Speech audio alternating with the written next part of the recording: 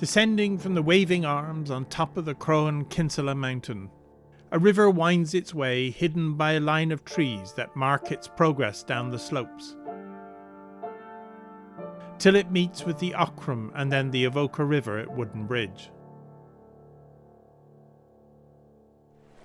This stream, that was once known as Ballinavalley, had its name changed after one of the most remarkable events in this area of Wicklow.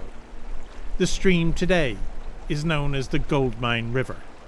Martin Byrne, a local farmer whose land straddles the river, takes up the story.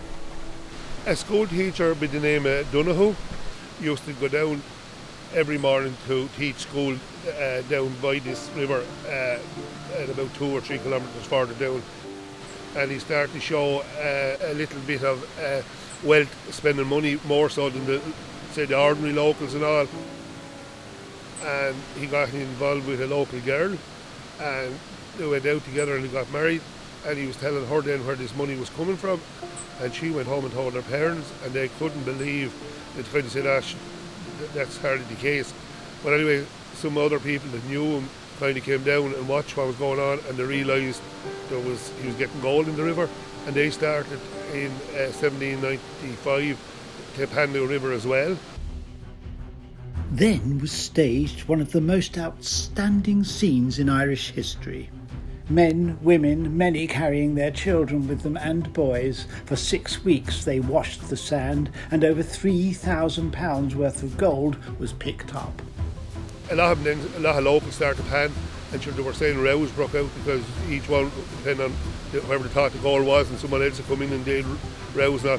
So in 1796, the government took the whole thing over and ran the locals from.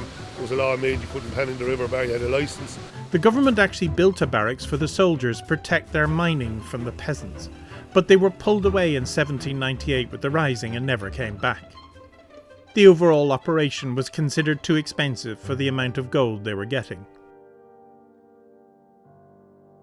There were gold mines dug, but the greatest amount of gold found was alluvial gold, found on the riverbed by sieving the bed of the stream for the heavy gold particles that get caught there as the river runs through. A process called panning.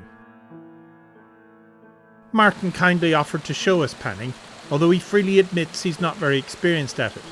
Well, when I was growing up, all down the years, there was always people coming to the Goldmine River, and Mary Ellen was the local woman that all of us had. She was panning this river, and she was the woman who was getting the gold. And there used to be a lot of people calling to Mary Ellen to have a chat with her and all. And I'd be young and I'd meet her down there.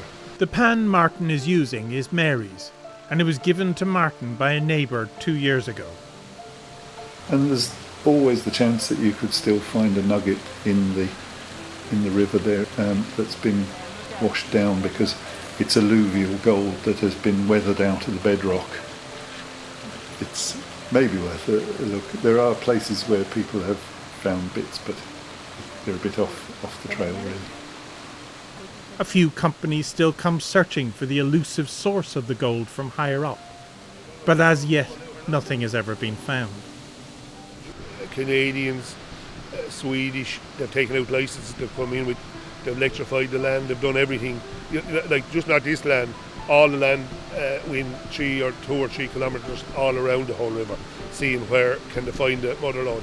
The person that finds it will be very well off, but it costs a lot of money to take out licence and a lot of money to do the expedition, but they're all hoping to strike it lucky. It's like the Laho. So if you go walking along the valley where the Goldmine River reaches the Aughrim, then into the Avoca River, keep an eye out in the waters when the sun is out, that there just might be a present of your dreams, courtesy of Mother Nature and the Crohan Kinsella Mountains.